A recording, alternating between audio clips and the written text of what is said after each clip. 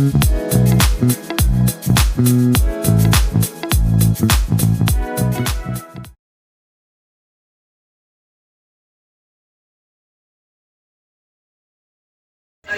Talk, new bite-sized product of literature. Through the lens of different perspective, I'm Brett Deniega. General Luna is one of the hero of the Philippines.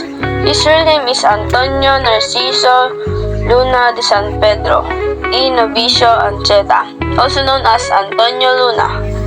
He was born in October 29, 1866 in Binondo, Manila. He is known as brave and capable general. Exactly from a historical perspective, it can be argued that the thesis of this discussion is General Luna shown courage to Filipinos to fight the invaders through bravery, discipline, and leadership. In addition, this story took place in the Philippines.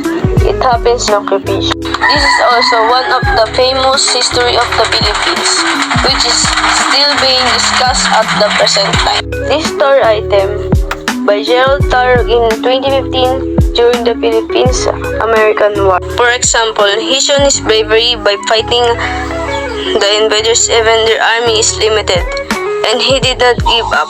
He also shown his discipline as a general. He disciplined his college by speaking with emphasis and showing action of a disciplined person. Lastly, he fulfilled this leadership role by giving courage, solidarity, and love for the country. In summary, General Luna's story is a story of a war. It is war between Filipinos and Americans during the American period. In this story, shown the brave of the Filipino, it also shown their dedication and did not give up in any war. My lesson learned from this story is don't give up in any problem that possible.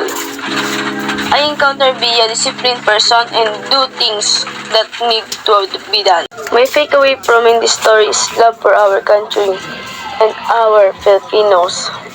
And also I learned to be a good and brave person even if we are not part of civil defense. That's all, guys.